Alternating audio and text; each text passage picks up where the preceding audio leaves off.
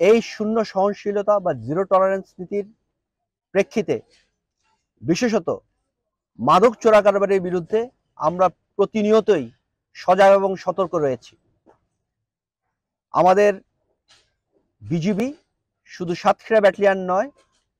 সমগ্র সীমান্তে সদা সর্বদা তৎপর রয়েছে।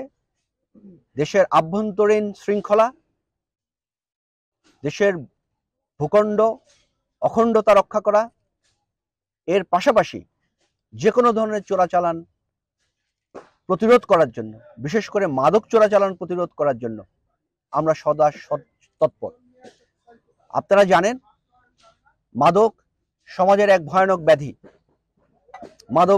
মাদকের কারণে ব্যক্তি, পরিবার, সমাজ এবং রাষ্ট্রের যে অপূরণীয় ক্ষতি হয়, এই ক্ষতির ফলে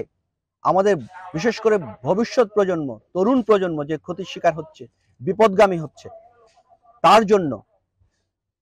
মাদকের বিরুদ্ধে অভিযান পরিচালনা করা, সচেতনতা তৈরি করা এবং জনমত তৈরি করা, মাদককে না বলা, জীবনকে হ্যাঁ বলা, এর জন্য মূলত আজকে আমাদের এই আয়োজন। আমরা গত প্রায় 1 বছর ধরে বা 1 বছরের কিছু কম সময়ে যে পরিমাণ মাদক আমরা আটক করেছি, মাদক বিরোধী অভিযান পরিচালনা করে আমাদের সীমান্তে, সাতক্ষীরা ব্যাটালিয়ন 33 বিজিবি সীমান্তে, সেই মাদকগুলি আজকে আমাদের ধ্বংসযজ্ঞের মাধ্যমে সবার সামনে উপস্থাপন করতে চাই যে মাদকের ভয়াবহতা কি পরিমাণ। করাল গ্রাসে আমাদের দেশের তরুণ সমাজ সহ অন্যান্য সবাই এই করাল গ্রাসে আচ্ছন্ন হয়ে দেশ, সমাজ, পরিবার এবং ব্যক্তি পর্যায়ে ক্ষতির সম্মুখীন হচ্ছে। প্রায় 7,500 বোতল বিভিন্ন প্রকারের মদ, 18,000 বোতলের মতো গাঁজা, 100 কেজির মতো হেরোইন, 7,100 কেজির মতো ভারতীয় ইয়াবা, 7 কেজির মতো হেরোইন 7 কেজির মতো,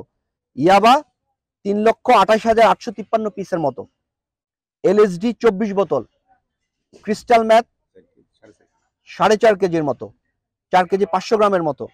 ভারতীয় অনাগ্রা ট্যাবলেট 40,907 পিস, বিভিন্ন ধরনের ইনজেকশন ড্রাগ যেগুলোকে বলা হয় 38 বোতলের মতো, বিভিন্ন প্রকার ঔষধ যেগুলো মানবদেহের জন্য ক্ষতিকর এবং উত্তেজক ঔষধ, এগুলো রয়েছে প্রায় 2.5 লাখের উপরে, প্রায় 3 কোটির মতো। তারপরে সিগারেট রয়েছে, তামাক রয়েছে, বিভিন্ন অন্যান্য